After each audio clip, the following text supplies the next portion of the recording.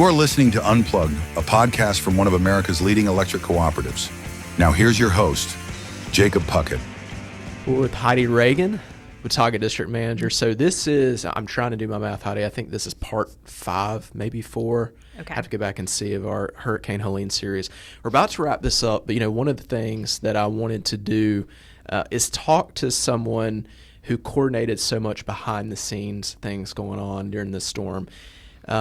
You see the linemen in the field, you see the propane and fuels personnel in the field, and that's one part of the story, but there's another part of the story that's going on behind the scenes, and our entire company is engaged during these storms. So wanted to take a chance to talk to you about this, so thank you for being with us today here on Unplugged. But I've asked this question to everybody to start off the podcast with the Helene series. Walk me through the first 24 hours from Thursday night when you went to bed to whenever your head hit the pillow the next night on Friday. Walk me through your personal experience. What were your thoughts? Did you expect it to be this bad? Just go through your personal emotions and experience that first 24 hours of Helene. All right. Well, thanks, Jacob, for having me. The day before Helene, we saw the weather reports. We saw, the amount of rain that was already falling in our community. And if Helene's path slightly shifted, we knew it could be a major storm impacting our community. You've got to start mentally preparing yourself for a major storm and the hours that it's going to take for power restoration, and then just taking care of your teams and the teams that are visiting us. It was hard to sleep the night before, I will say. It was hard to sleep. I knew we had guys out in the field because they had been working all day. There were continued power outages throughout the evening that night. The wind was picking up. It kept me awake. So it was hard to sleep. It really was. The morning that Helene was scheduled to hit our area, I arrived at work at 4 a.m. To start preparing breakfast for our linemen that had been out all night, and they had been out pretty much the day before too. So coming in, making sure that they are going to be fueled for the day, because we knew there were going to be some long hours involved. Didn't know exactly how many of those long hours were going to take place, but we did know it was going to be a long day. I think one thing about this storm in that first kind of 24-hour period of it hitting was just how vulnerable we are during a storm like this. Yeah. We were hearing stories from employees that their family's property were getting damaged, destruction taking place in neighborhoods in our area, roads and bridges were washing away.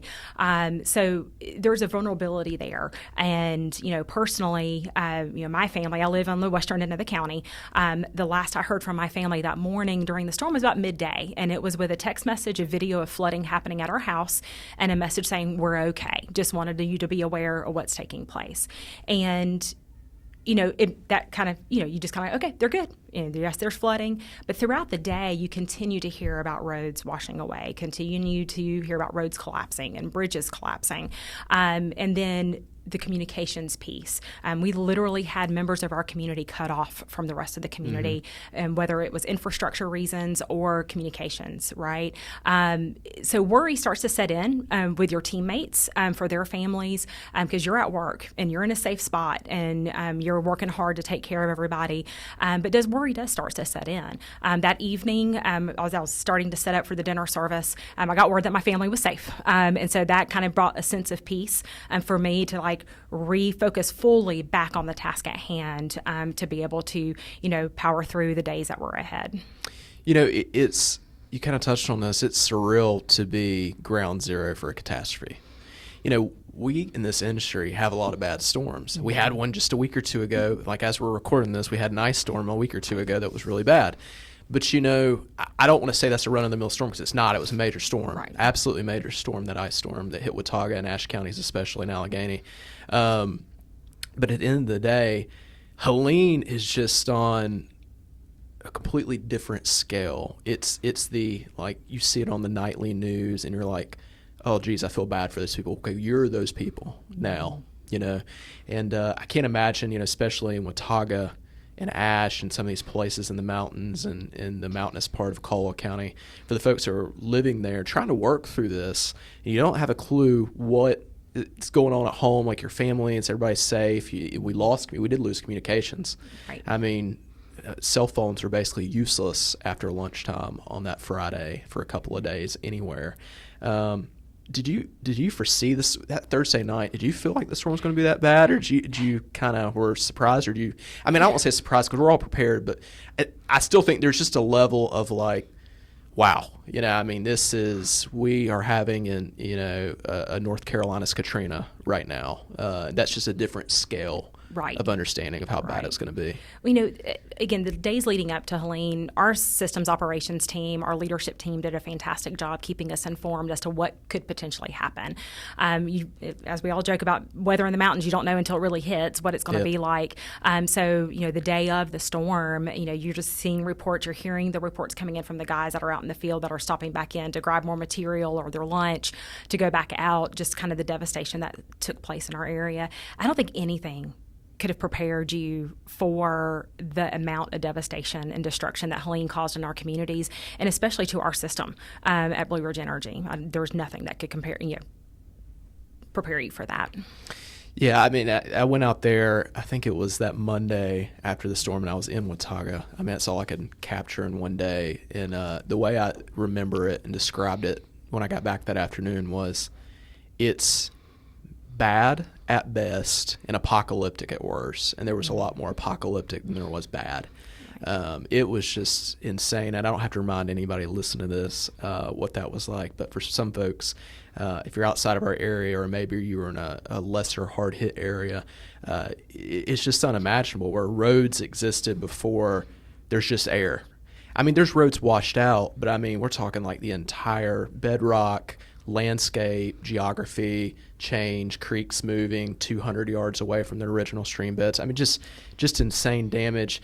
And what's important during this is throughout all that chaos and throughout the storm, you've got to refocus your team and you've got to deal with the task at hand. So what are some of the most critical roles a district manager plays in a scenario? What are some of the roles that the folks in the district office that maybe you're not seeing because you don't see them out in the field, but they're working behind the scenes of those offices? What are they doing during these storms? All right, that's a great question. I like to compare the district offices to a backbone whenever it is a storm like this. So in addition to serving meals and prepping the meals for our linemen, our front office teams assisted with that effort, but they were also on the phones. They were responding to emails. They were taking the walk-ups, knocking on our door, asking, for an update on their outage as well. So, those were some of the activities that were taking place in the district offices. I mentioned that they answered phones, right? So our energy specialists in our district office, as well as our contact center, handled over 18,000 phone calls during that time period. Wow. I'm so proud of the work that they did. I mean, it probably wasn't easy at times, but they really kept to it and gave the best service that we could give to our membership and what they deserve during this time. We are there truly to support our teams, our community, our members, and then also the visiting crews that have come in to help and help restore power to our communities. The district managers have a big responsibility in the behind the scenes work, right? There are a lot of hard works taking place behind the scenes, and the district managers play a big part in that. The main goal is just to take care of our team and take care of the visiting crews that have come in. One of those key responsibilities is just making sure they're fed, right? You don't stop to think, okay, 3 meals a day doesn't seem like a lot, but it is when you have a storm at this magnitude and the amount of days that it's going to take to restore power. So making sure the crews are well fed, they're fueled for the day, that they're taken care of, those needs are taken care of. At one point in Watauga, we were feeding 300 people out of our district. Wow. And if you look across all 4 districts, at one point we were feeding about 2,000 meals a day between breakfast, a bagged lunch for them to take out in the field, and then a hot dinner as well. It's really important for them to come in, have a hot breakfast ready for them. They can sit, fellowship, get their orders for the day, go out and do the work that they do day in and day out, and then come back in late in the evening for a hot dinner, decompress, and then be able to go back to where they're staying that evening, and that their bellies are full and they're ready for the next day. And so there's a lot of work that takes place, a lot of logistics that takes place behind that, making sure that we have those 3 meals for that volume of individuals, and we could not have done it if we didn't have strong partnerships and relationships with the local business communities that we serve, whether it's restaurants, caterers, you name it. They showed up in full force to help us during the storm, and so we really appreciate their support during the storm. One thing that we did this storm that I don't know if it's happened before. I know it hasn't happened during my tenure as a district manager. We have visiting crews, and some of them were with us a week and a half, the 2 full weeks, and they don't come with that many clothes, right? And so it's a muddy job. They were coming in muddy and wet and dirty at the end of the day. And one thing that we did, so it took it off of their plate to have to try to figure out, is we coordinated laundry service for the visiting crews. Again, it's important. They're out working long days. This is the least we could do, is make sure they had clean clothes ready for the next day. So they would drop off their laundry in the morning, pick it up in the evenings, and we had great support. You mentioned earlier, like all hands on deck kind of effort. From everyone, Literally. right? We had employees from the corporate office coming up to pick up the laundry in Watauga to drive it off the mountain somewhere so someone can help us, get it taken care of for the guys. And so it really, that's a service that, again, I haven't had to help take care of in the years that I've been a district manager in Watauga, but it was a needed service, so those guys didn't have to worry about that. One other thing, so Watauga's district, on a normal operating business day, we may have a dozen trucks, large equipment pieces, but when you start having 300 field workers coming in with large equipment, our parking lot filled up fast. And it's not that big of a parking lot. It's not that big of a parking lot, no. And when you've got dozens of bucket trucks and line trucks and excavating equipment and tree trimming equipment, that parking lot fills up really fast. And so one thing that we did this time, so that way we could have an efficient breakfast service where they could come in first thing in the morning, eat, get their orders, be able to get out for the day, and get them out in the field as fast as possible, we needed to identify additional parking spaces. And so we worked with Watauga County Schools. Dr. Alexander and her team were fantastic in helping us identify, hey, school's not happening right now. So, we have an empty parking lot over at the high school. And so they allowed us to park the overflow over at the high school, and we paid for a couple of bus drivers. School wasn't in, so we were able to pay for a couple of bus drivers to shuttle our visiting crews and even our line workers from our team back and forth for breakfast service each day. So that was another piece of the logistics puzzle during a major storm like this.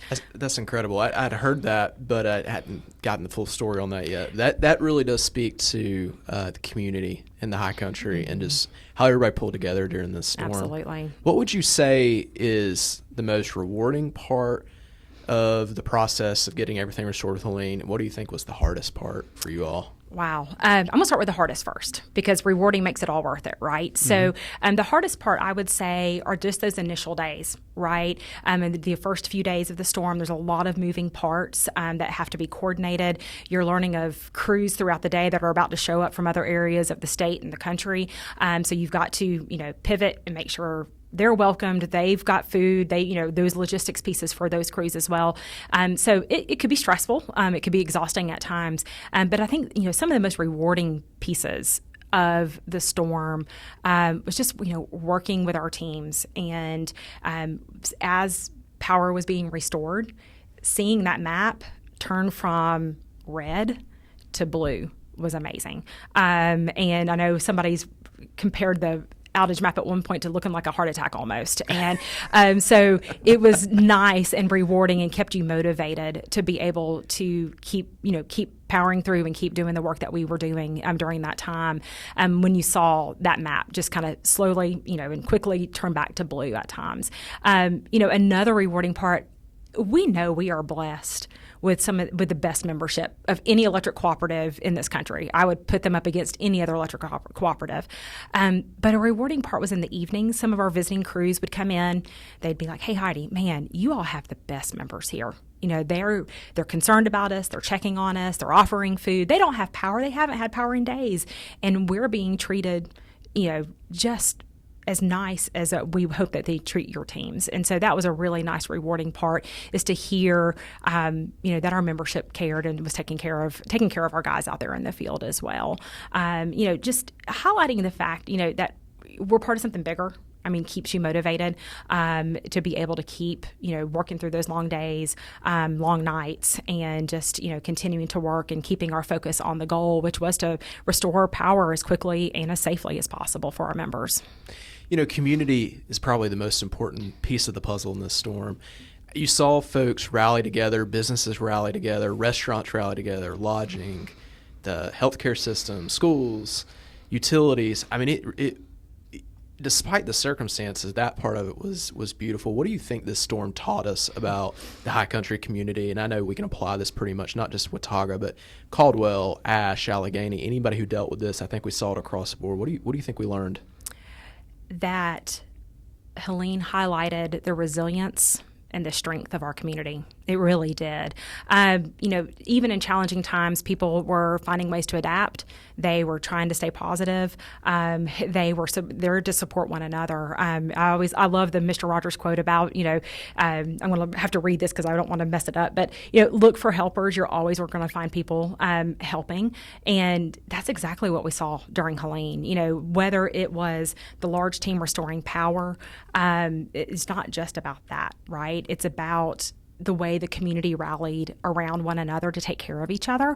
I think that was evident during Helene. It's a powerful testament to both the strength of Blue Ridge Energy's teams, our visiting crews, but then also just the spirit of the communities we serve. I don't think there's a better way to wrap up the podcast than that. Heidi Ragan, Watauga District Manager, joining us today. And before we go, I want to give one shout out. The theme of this episode is the behind the scenes folks. And to all our employees, thank you. Everybody pitched in during this storm. I know you feel the same way. You talked about the corporate office employees going out to districts and districts helping other districts. And just really, when we say all hands on deck effort, I feel like we say that a lot and people think it's kind of cliche, or maybe we don't mean it, or we mean mostly hands on deck. No, I saw it during this past storm. People were living at these offices. It practically could have set up beds in each of the offices. I actually thought about it a couple times. My power was out too, so I thought about it a couple times. But yeah, I just think that speaks to the resilience of the community, but it also speaks to the resilience of our employees and the folks you don't see during the storms, and that everything that's going on behind the scenes and logistics takes. So thank you for joining us. Thank you for shedding some light on that and giving us a look at what districts do during big storms. Thank you, Jacob.